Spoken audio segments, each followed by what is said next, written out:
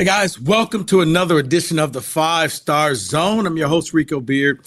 Give you a little bit of instant reaction from this week one in the Big Ten, especially right here in the state of Michigan.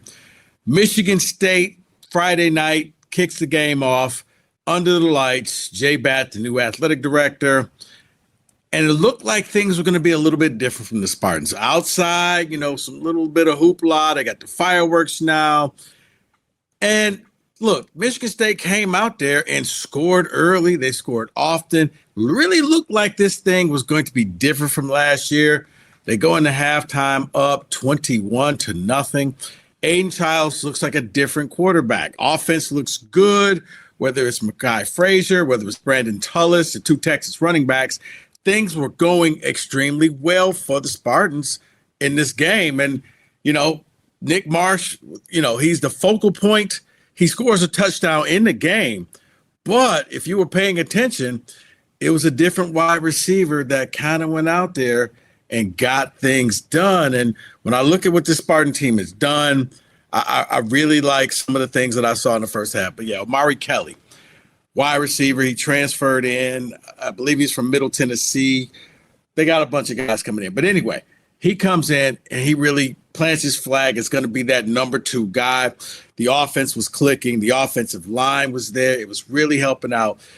This team looked totally different from what we saw last year, and it looked like a team that could go on and really do some things in the Big Ten. I'm not saying they're going to win the Big Ten, but I saw something different.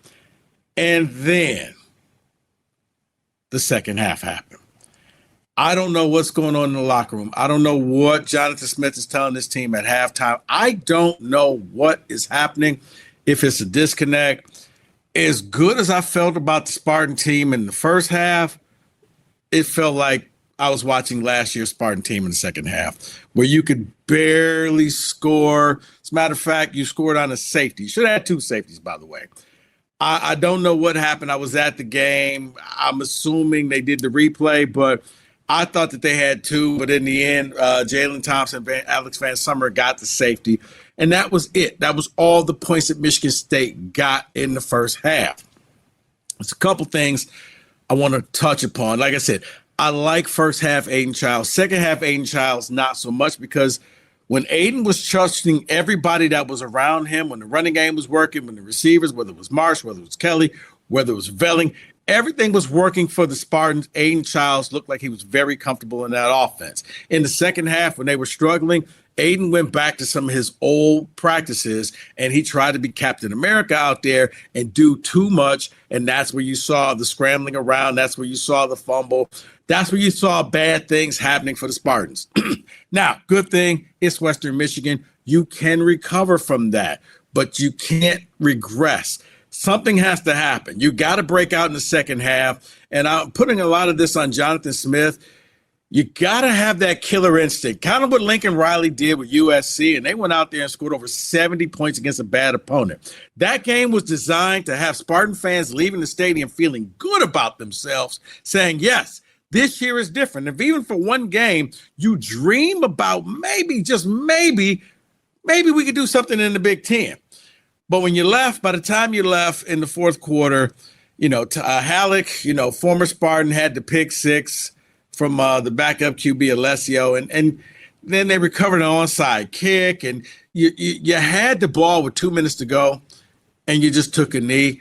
I probably would have drove down the field just for a vote of confidence for the fans, because here's the thing. You score in the 30s, and it looks like you've progressed. You score in the 20s, especially when you were up 21-0, and you only scored 2 points in the second half. That's where fans start feeling a little down on the team. As I stated, there's a lot of good things, but there's a lot of bad things, a lot of things that need to get cleaned up before you play Boston College this weekend. One of the things I think I think Urban Meyer and Ryan Day talked about it. Ohio State is called the middle 8. And that's the final 4 minutes of the second half, final 4 minutes of the first half, first 4 minutes of the second half. Michigan State was getting a ball in the second half, and they had the ball. But they didn't manage the clock. They could have used some timeouts. They could have stopped Western Michigan, got the ball back, and really tried to drive down there. They ended up getting the ball back with 10 seconds left before the half. They had 3 timeouts, and it was like, okay, what are you going to do with this? It's just a little too late. That's where killer instinct comes in. Because if you manage the clock correctly and then coming out getting the ball in the second half, instead of being up 21-0, that's where you could be. Worst case scenario, you're up 27-0, but maybe 35-0. You go in there and you try to score 2 touchdowns. Instead, it felt like Jonathan Smith and the Spartans took their foot off the gas in the second half once again. And that could be problematic because this is not a team that I can see that can jumpstart and get it going again. That's going to be problematic. But like I said, Aiden Childs came out there. He was 17 of 23, threw for 155 yards, threw for a touchdown to Nick Marsh. You know, he had to scramble. He really, especially in the first half, I know I keep harping on this. First half, he really looked like he was in command, and he really looked like he knew what he was doing with this offense. Like you saw progression from last year, like this was going to be a different team. And then in the second half, this team couldn't get out their way. They couldn't muster any yards. It was going 3-and-outs. You know, Western Michigan is just coming after the quarterback. I don't know. Now, the run defense, very good run defense. Western Michigan was not able to run the ball. The offensive line, especially when it came to running the ball, opened up holes. And you saw the Texas two-step, as I like to call them, of Frazier and Tullis. Really, they had like 150 yards and a couple touchdowns between the two of them. They were that running attack. They were the balance that Aiden Childs didn't have to do anything. But I do think with the plethora of receivers that they have, if they needed to rely on Childs to go 7-on-7, he could. They didn't ask him to do that, but I think that he could. I just need to see a sense of urgency. I don't know if it's Jonathan Smith. I don't know if it's the coordinator. I don't know if it's Childs. I don't know if it's a combo play. But I need to see urgency out of this team, a killer instinct.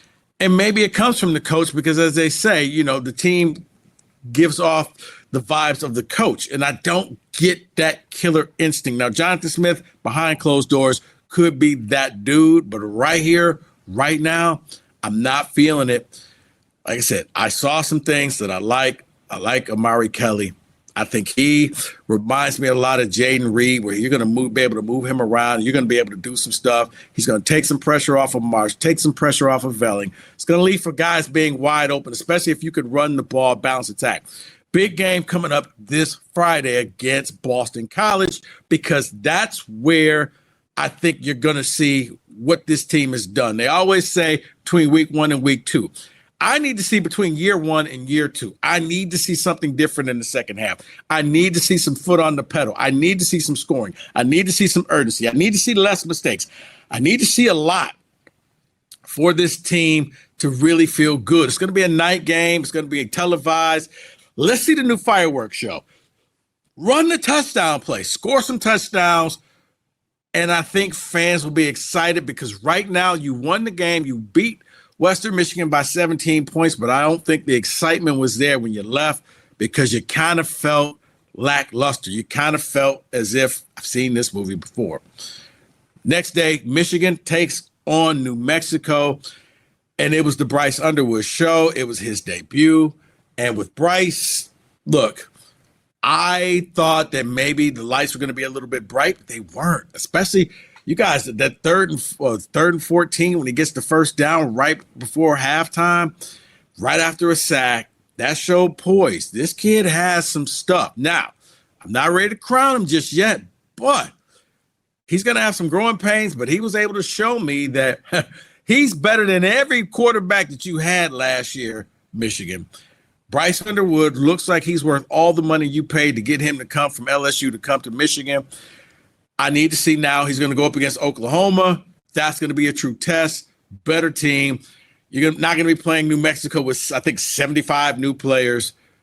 But he went out there, 21 of 31, threw for a touchdown, didn't really run the ball at all, passed for 251 yards. It looked really good, especially being a true freshman quarterback. Looked a lot better than Arch Manning and all those guys. But before we start clowning those guys, remember, what would Arch Manning look like if he was going up against New Mexico, and what would Bryce look like if he was going up against Ohio State? I like what I'm seeing with Bryce.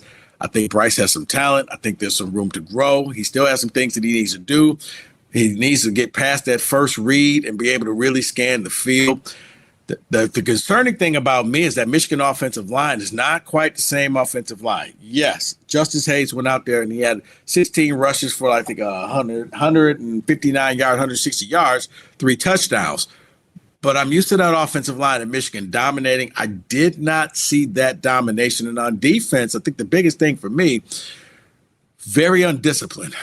You're going out there and you're playing bully ball, but, you already got one guy suspended. He won't be able to play in the first half of the Oklahoma game. Or whether you agree with it or not, it's like, if you don't agree with driving 55, it doesn't matter because that's the law. It was targeting. He got thrown out. A little more discipline for that defense because they gave up a lot of big plays, especially on the side. New Mexico never should have been in this game. Michigan's a 35-point favorite for a reason. And then New Mexico just comes out there and before you know it, look, Michigan and Michigan State, the scripted plays, everything was working. And then Michigan and Michigan State both did something I disagree with. Both teams took their foot off the gas. It was a point for Michigan State. It was right before halftime. Maybe should have forced Western Michigan to punt. For Michigan, it was a 4th-and-1 play, and Sharon Moore decided to punt the ball instead of just going for it. And I'm thinking, why are you not going for it? Here's the best time to practice it. That's New Mexico. It was 14-0 at the time. They were ready to pack up and take their check and go back to New Mexico. Instead, you punted it away, and the next thing you know, New Mexico scores, and then, it's like, okay, it's 27-17 in the fourth quarter, and they have a chance to actually cut it to 3. You get the interception, but the game was a little too close. And I think a lot of that came from just taking your foot off the gas. Don't take your foot off the gas the next time. And, just go out there because against Oklahoma, it's going to be a different ball game. Against Oklahoma, you're going to have to go out there and you're going to have to get things done. Let me make sure. Let me double check on that. Was it 14-0 or was it 14-10? No, I think it may have been 14-10 when you decided to kick the ball. Anyway, either way, you were winning, you were dominating, you should have went for it, you should have put that thing away. Now you eventually did. The game was a lot closer than you wanted. You got a lot to clean up, you got a lot to fix. If you're Michigan, was not a clean game. Like I said, the offensive and defensive line, you brought a lot of blitzes, you brought a lot of pressure, but New Mexico showed that the edges got exposed. Whoever that number 7 is, man, he had a hell of a game. I don't know what year he is, but I got a feeling that kid, if he's still got another year of eligibility, he will not be there next year because he's pretty damn good. Dorian Thomas, I don't know what year he is, but he had 10 catches for 71 yards and 2 touchdowns. If I'm him, Dorian, I would hit the portal because you got some skills, and I think you can play at the next level. So, also, some other things. Ohio State, they went out there and they handled Arch Manning, and boy, did they end his Heisman run real fast and in a hurry, like maybe with the first pass of the game, guy's wide open, he skips it on the thing. Ohio State's defense looks good. Justin Sands at quarterback, I got to wait to see. I got to wait to see what a lot of different teams, what they look like. But Ohio State, I give you props. You knocked off the number 1 team in the country at the Horseshoe in a game 14-7. It was a defensive struggle. Now, we'll wait to see what happens here on, but now it kind of gives you the leg up going into the Big Ten season. All right, so that's just my instant reaction. Also, some other things, some other games, I guess the bigger ones. USC, congratulations. I think you just scored another touchdown. 73-13. I'm not going to get angry because I think, as I said, being at Spartan Stadium, I would have liked to see Jonathan Smith put about 40 on a team. 73, I don't know if you need to rub it in that bad. But then again, Missouri State's collecting the check. So, yeah, you know what? Take this beating, take this ass whooping, take this check, and go on. Washington knocking off Colorado State, 38-21. Utah embarrassing UCLA at home.